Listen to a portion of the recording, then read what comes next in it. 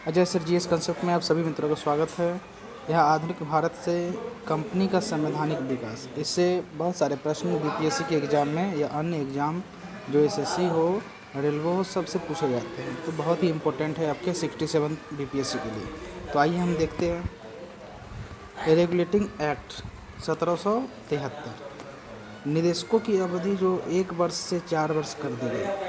बंगाल का प्रथम governor general जो बनाए गए वारेन हेस्टिंग्स बनाया गया, ठीक है। 1774 में रेगुलेटिंग एक्ट के तहत ही 1774 में कलकत्ता में सुप्रीम कोर्ट की प्रथम सुप्रीम कोर्ट की स्थापना हुई। मुख्य न्यायाधीश जो बने सर एलिजा इम्पे बने और अन्य न्यायाधीश जो थे चेम्बर, लिमिस्टर और हाइड।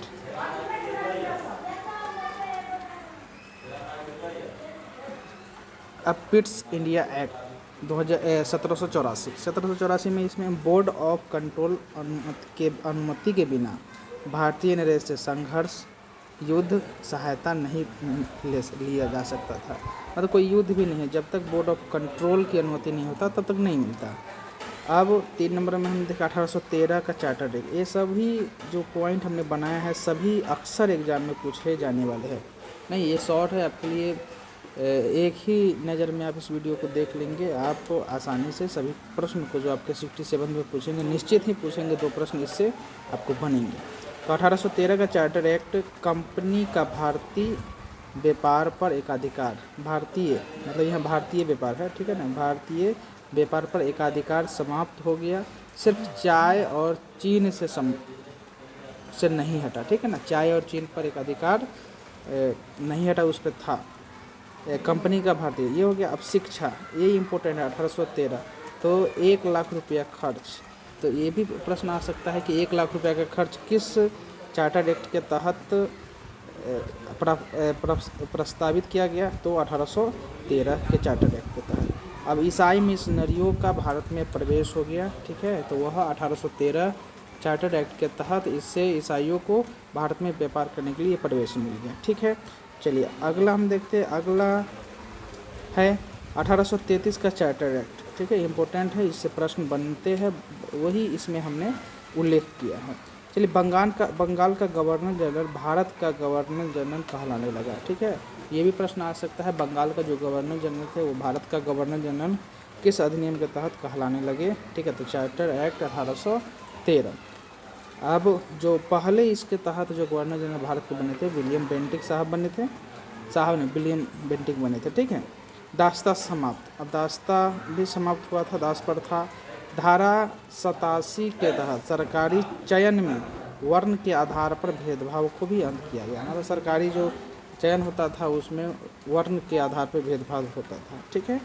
चलिए आगे देखते हैं 1858 भारत सरकार अधिनियम। अब शासन जो था ब्रिटिश क्राउन के पास चला गया, ठीक है। गवर्नर जनरल वायसराय प्रथम जो बने कैनिंग बने, ठीक है, और वायसराय के रूप में गवर्नर जनरल का जो पोस्ट था वो वायसराय हो गया था, ठीक है, किस अधिनियम के तहत, तो 1858 भारत शासन सरकार अधिनियम के तहत। अब ठीक है, अब आगे देखिए 1861 में जो बिंदु है कुछ इम्पोर्टेंट वो देखिए। भारतीय परिषद अधिनियम प्रथम भारतीय परिषद अधिनियम था, ठीक है, 1861। ये भी प्रश्न आ सकता है कि 1800 कौन से अधिनियम प्रथम भारतीय परिषद अधिनियम था। तो ये इस एक्ट द्वारा विधान परिषद बंगाल 1862 में स्थापना हुआ, उत्तर पश्चिमी प्रांत 1886 में, पंजाब में 1897 में, तो विधान परिषद की स्थापना हुई थी, ठीक है ना। तो 1861 का भारतीय परिषद अधिनियम द्वारा 1861 इम्पोर्टेंट है।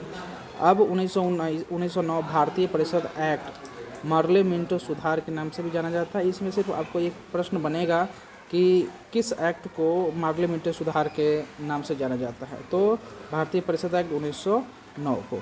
सर्वोच्च विधान परिषद की जो सदस्य संख्या है वह 69 निर्धारित की गई, ठीक है। चलिए अब आगे जो इसे इम्पोर्टेंट प्रश्न बनने वाले हैं आपके एग्जाम में, 1919 भारत सरकार अधिनियम, इसे मोंटेग्यू चेम्सफोर्ड सुधार के नाम से भी जाना जाता है, ठीक है। मोंटेग्यू जो सचिव थे और चेम्सफोर्ड ये सचिव थे भारतीय सचिव के नाम से भी जाना जाता है। यह पहला शासकीय प्रस्ताव था, ठीक है ना, ये पहला शासकीय प्रस्ताव था। भारत को स्वतंत्र डोमिनियन राज्य का दर्जा देने का सुझाव था, ठीक है ना इसमें। अब इसकी मुख्य विशेषता जो इम्पोर्टेंट है, हर एग्जाम में आपको पूछे जाते हैं, द्वैत शासन, ठीक है, डायरेक्टरी रूल और सांप्रदायिक आधार पे आरक्षण, चुनाव में आरक्षण का, तो ये बहुत इंपॉर्टेंट है, ये दोस्तों आप ध्यान रखें। मुख्य विशेषता द्वैत शासन की स्थापना और सांप्रदायिक आधार पर आरक्षण चुनाव, ठीक है। नोट, द्वैत प्रशासन का जो जन्मदाता है लियोनिल कर्टिस, ठीक है, और जो बंगाल भारत में है रॉबर्ट क्लाइव द्वैत शासन का जन्मदाता है। तो ये सब बहुत ही इम्पोर्टेंट फैक्ट है जो आपके बीपीएससी एग्जाम में काम करेंगे, ठीक है। चलिए अब देखते हैं, सबसे इम्पोर्टेंट है भारतीय शासन अधिनियम 1935। संवैधानिक सुधारों में सबसे बड़ा दस्तावेज जो था यही था, भारतीय शासन अधिनियम 1935, ठीक है। 14 भाग में था, 321 धाराएं थी, इसमें 10 अनुसूचियाँ थी, ठीक है। इंपॉर्टेंट डाटा से है, सब निश्चित है। हमारे चैनल को देख रहे हैं, नए हैं तो सब्सक्राइब जी निश्चित कर लिया, आपको बहुत बेनिफिट इसी तरह का शॉर्ट वीडियो जो आपके एग्जाम में छपेंगे, बिल्कुल लड़ेंगे आपके बीपीएससी के एग्जाम में, आपके एसएससी या रेलवे का एग्जाम है तो वो उसमें भी काम आएंगे, ठीक है। 3 सूचियाँ बनाई गई, संघ सूची, प्रांत सूची, समवर्ती सूची, संघ सूची, राज्य सूची, समवर्ती सूची, ठीक है। चलिए अन्य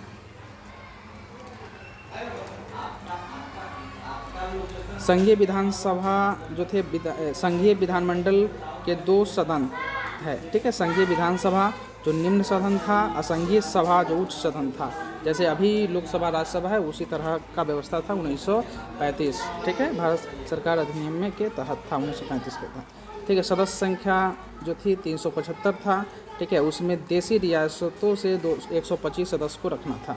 अब सदस्य संख्या, संघीय सभा जो उच्च सदन था उसमें था सदस्य 260, देशी जो था 104 थे, ठीक है ना, ये इंपॉर्टेंट डाटा से।